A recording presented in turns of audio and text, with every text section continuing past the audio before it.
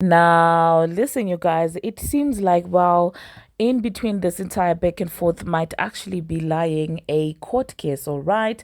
Because Megan Kanga's family apparently is not feeling the bar that the stallion decided to use in her song his, and they are actually seeking, legal solution to this. And we're going to be talking about Lottery Ticket having a song with JLo, and JT is out there letting us know that Friday she's going to be dropping new music. Asian Doe is out there acting, foolish, and at the same time, Rubi Rose, I don't know what she's trying to do, and Nicki Minaj is out there paced for a big, Spotify debut with a song Bigfoot. A Wireless Festival is making things official in as far as naming, the Nicki headlining day Pink Friday too. Now, these are the things that we're going to be talking about in this video, and if this is something that you would want to know more about and what exactly was transpiring in the streets, and if these are some things that you want me to give you an opinion on, please do stay tuned. Hello, tea lovers, and welcome to the Tea Plug. I trust you guys are doing well, and I trust you are doing great. Personally, I am doing great, you guys. I am doing extremely amazing. And without further ado, let us dive straight into today's tea. So, first of all, you guys, we're going to talk about Megan Kanga's family allegedly thinking of, pressing charges, or I don't know, having a lawsuit against Megan the Stallion. Now, Monique Slaughter actually came out and spoke about how traumatic this might actually be, for the family, given that, Megan herself, was a minor. And honestly speaking, when she spoke about that, a lot of people really felt like she was reaching. I personally didn't even report on it because I thought like, oh my goodness, this might be, far-fetched, in as much as I'm not a super fan of Megan Thee Stallion. I thought like, well, this entire Megan Kanga's family suing was a stretch, only for me to be shocked today when it came out in the open that, oh, well, the family is not playing and they are looking into legal options. All right. Now, it is being reported, you guys, that in a statement to TMZ, Richard Kanga expressed his frustrations with the mention, saying his daughter's name being used in such a graphic and offensive way is highly offensive to the pain felt by both their family and their daughter. He has not heard the song but says it was brought to his attention by his other children. He says he has read the lyrics to the song and is looking into legal options. All right.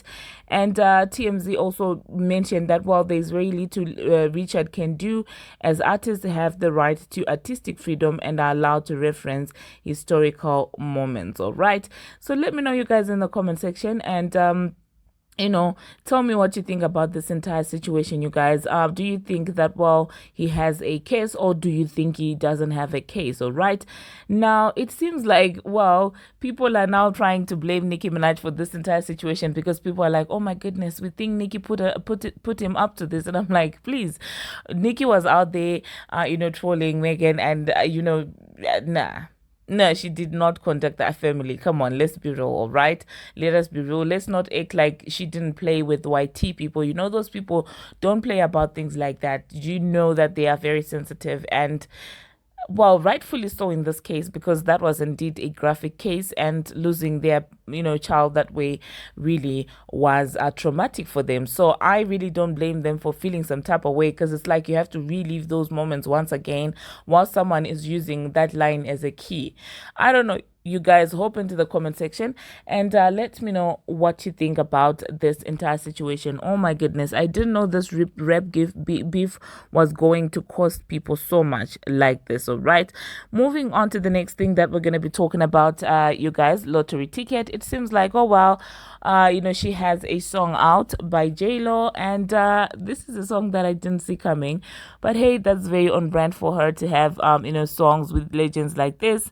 But if we're going to be honest, these collaborations with super big celebrities are not doing anything for her career. Because watch how after this collaboration with JLo, when she goes back to her own song, it's not even going to do a quarter of the stalls that they did together. So I don't know, you guys. Let me know what you think about this song with JLo and Lottery Ticket. It's called Can't Get Enough. I listened to it and I didn't see the point of them being together, honestly. If I'm going to be honest, there's no chemistry, musical chemistry like that. And of course, some fans tried to tell her that, listen, these songs are doing you a disservice. And she was like, oh my goodness, girl, I gotta call the Jennifer Lopez I got a call that the Jennifer Lopez wanted to do a song with me. I made the decision just like you would too. The F is you talking about? And I'm just like, people are trying to tell you that in as far as your audience is concerned, you might get to chart if you do collaborate with Jennifer Lopez, but that entire fan base is not seeing your rap music, if we're going to be honest. I don't think many people who are diehard fans of Jennifer Lopez are actually going to be fans of Lottery Ticket. Well, that would be a truly rare combination. But hey, let me know in the comment section, have you listened to the track? Have you not? Personally, I am not feeling it. It is what it is, okay? I don't want to be called a disliker, but hey, let me know in the comment section. The next thing that I'm going to be talking about, you guys, I am going to be talking about JT. So JT is letting us know that new music is coming on Friday. And honestly speaking, I have been waiting for this song. If you're new to this channel, yes, I am indeed a JT fan. So probably I might give here and there a biased, what you would consider a biased opinion about this girl, because I love her so much. Mwah. No bars. So you guys listen, JT is telling us that Sideways is coming on Friday, and she did a little cute photo shoot, 2000s inspired, and I love to see her. She's a pretty girl. Majority of the things that she does in as far as fashion and photo shoots are concerned, she's always out there clearing the plate, and I cannot wait to have some quotables from Sideways, because JT can rap. Okay, say what you want about her, but one thing about her is she actually can rap, minus Young Miami, of course. The next thing that I'm going to be talking about, you guys, I am going to be talking about Asian Doll. Now, Asian has been acting a fool, as she usually does on the internet. One day she's acting weird, the next day she's begging for a Nicki Minaj feature. So she was out there leaving comments, multiple comments under Megan Thee Stallion's post about his and things like that. And then when Nicki Minaj dropped the song, of course, she went ahead and said, this ain't it. And I'm just like, Asian, we don't want to hear you crying when people finally come for you. And as usual, she couldn't even stick to a word, because she went ahead and deleted it. And I'm like, if you're going to delete it, why are you putting it out there? Because you do know definitely that the screenshot community is always there waiting to keep receipts. She said, yes, it's a no for me, back to the basics. And I'm like, Sissy, you don't even chat. All right, so I mean, who's taking music advice from you, AJ? Like, literally, who is? Oh my goodness. Let me know, you guys, in the comment section what you think about Asian Doll. And the next thing that we're going to be talking about, you guys, we are going to be talking about Rubi Rose. It seems like she's enjoying the little attention that she got from her leaked close friends list, because she's out there. I don't know if she's trying to troll Nicki Minaj. I don't know what she's doing, because she was out there inserting a song and she posted it behind. And I'm like, this is now very much weird energy vibe, weird energy that she's giving out, because after those little screenshots of hers got leaked, Nicki didn't even address her, because I feel like she didn't need to address Ruby. Like, what is a Rubi Rose in a conversation with Nicki Minaj? What is that? Why would we want a P-Hub star to go toe-to-toe with like, why would Nicki Minaj even give you the attention of the day? Like, do you understand what I'm saying? You are in totally two different conversations, Ruby. The minute people mention you, they're talking about B-Short. Let's be honest. Let us be honest.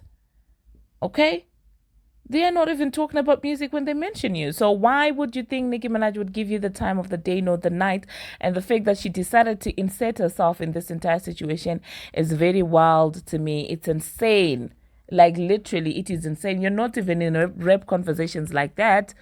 The massive conversation that's around you is your OnlyFans and DDG and Halle Bailey. That's the that's the most that you get mentioned, those are the topics that you're associated with. So personally, I'm just like, yeah, Ruby is doing too much right now, and I hope Nicki Minaj continues to pay her dust. But let me know, you guys, in the comment section what you think about that.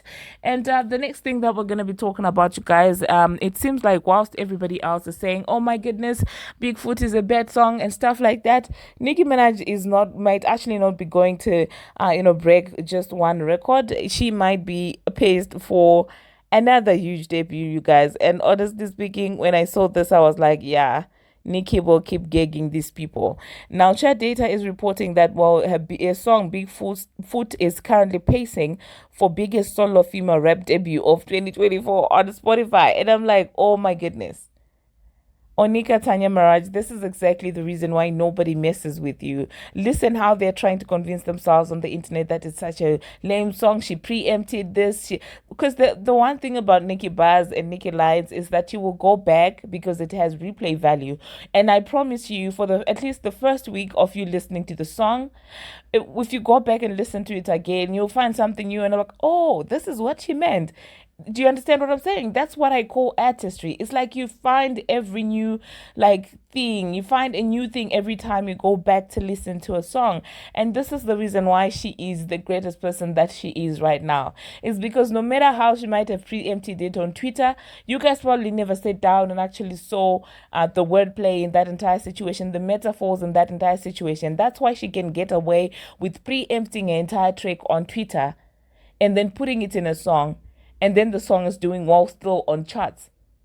That has to be genius. That has to be super genius. And you've got all these multiple radio stations trying to convince themselves that, well, she preempted it so they don't care. But the general public and the Barbz in particular are out there running it to the roof, all right? Nicki Minaj herself responded to this and said, y'all better be trolling, and put some laughing emojis, because this was certainly effortless. And you guys were like, oh my goodness, why did she go on a rant? Because she wanted to. Do you understand what I'm saying? She's Nicki Minaj. She cannot live by your rules. She will live by her own rules, and still she'll come out on top.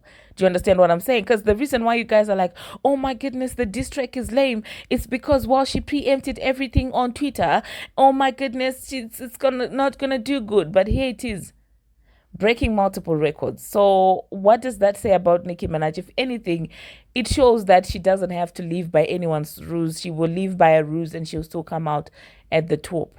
All right. So let me know, you guys, in the comment section what you think about Nicki Minaj's, Spotify debut. Do you think it's going to be massive? And if so, how are you planning to celebrate? All right.